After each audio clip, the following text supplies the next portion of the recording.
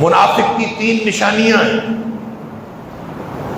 اور 3 نشانیوں میں نبی پاک صلی اللہ علیہ وسلم فرمایا اذا حدث کذب، جب وہ بات کرے تو جھوٹ بولے، وَإِذَا وَعَدَ أَخْلَفَ، جب وعدہ کرے تو وعدہ خلافی کرے۔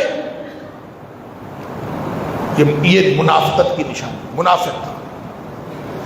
اور تیسری نشانی اذا اؤتمن خان، جب اس کے پاس کوئی امانت رکھی جائے تو وہ بددیانتی کرے۔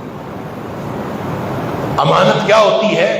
ہر وہ چیز جو کسی دوسرے کے بھروسے پر دے دی جائے وہ امانت ہوتی ہے۔ ہر وہ چیز کسی دوسرے کے بھروسے پر دے دی جائے وہ امانت ہوتی ہے۔ اور لوگ اگر یہ امانت میں خیانت کریں، اس لیے کہا جاتا ہے مشورہ بھی امانت ہوتا ہے۔ مشورہ اس لیے امانت ہوتا ہے کہ مشورہ کرنے والا اپنے اس مشیر کے اوپر اعتماد کرتا ہے، اور وہ اگر پوری معاشرے کے اندر اور پوری سوسائٹی کے اندر اس کا گڈا باندھ دے تو اس نے تو مشورہ کیا تھا، مشورہ تو امانت تھا، لیکن وہ اس کو ذلیل و رسوا کر کے رکھ دے۔ ہر شخص کی کوئی پرسنل بات ہوتی ہے، ہو سکتی ہے، لہذا اگر اس نے کسی سے مشورہ کیا اور اس نے اس کی بات لیک آؤٹ کر دی، لوگوں کو بتا دی، تو اس کا مطلب ہے اس نے امانت میں خیانت کی، بددیانتی۔ اور یہ بددیانتی یہ منافق کی علامت ہے، نفاق کی علامت ہے، اور منافق جو ہوتا ہے اس کے دل میں رتی بھاری ایمان نہیں ہوتا۔ اللہ اکبر۔ اور یہ بات میں پہلے بہت دفعہ کر چکا ہوں کہ منافق کی جو بات ہم کرتے ہیں نا، کہ ایک اعتقادی منافق ہوتا ہے اور ایک عملی منافق ہوتا ہے۔ اعتقادی منافق تو وہ ہے جو دل سے، جس کے دل میں ایمان نہیں ہوتا، اور اس کا پتہ ہمیں تو نہیں چل سکتا۔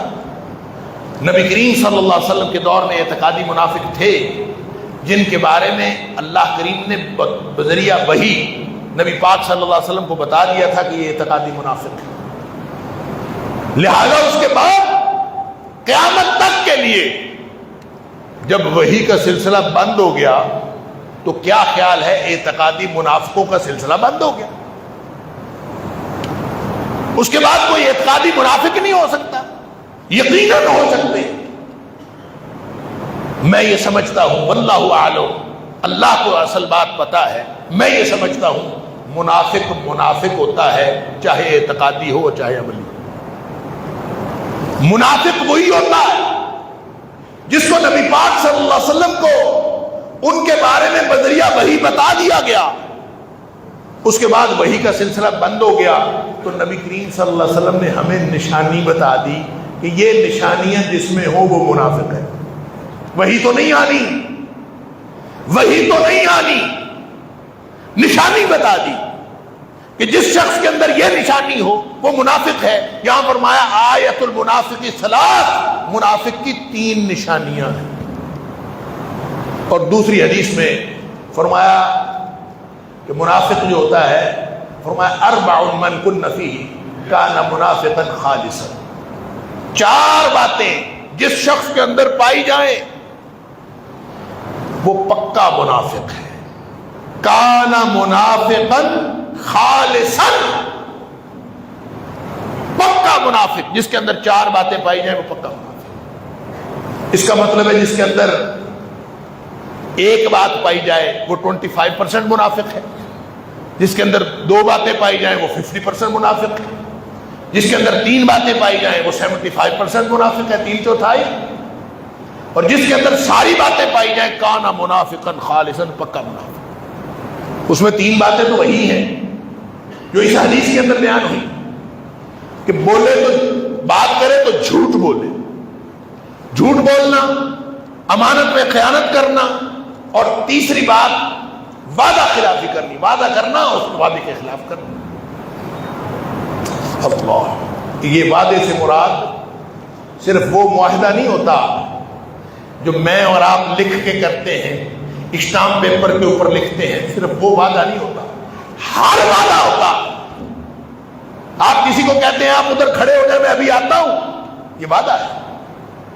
آپ کہتے ہیں میں شام کو تمہاری طرف آؤں گا، یہ وعدہ ہے۔ اور پھر اگر آپ نہیں جاتے تو یا تو اس کو اطلاع کریں، پریشانی، کوئی رکاوٹ، کوئی کچھ بھی ہو سکتا ہے، آپ نہیں جا سکتے، کوئی رکاوٹ، کوئی وجہ، عذر ہو سکتا ہے، آپ اس کو فون کریں، آج کل فون موجود ہیں، آپ اس کو اطلاع دے دیں بھائی میں نہیں آ رہا۔ لیکن اگر آپ نے وعدہ کیا کہ تم وہاں پہنچو میں آ رہا ہوں، اور پھر آپ بے فکر ہو گئے، آپ کو کوئی عذر لاحق ہو گیا، آپ بے فکر ہو گئے، چل خیر یار اب پہ انتظار کر کر کے ان سمجھ آ جائے گی کوئی نہیں آیا۔ اگر آپ نے اطلاع نہیں دی اور وہ انتظار کر رہا ہے تو آپ نے وعدہ کیا تھا، آپ نے وعدہ خلافی کی ہے۔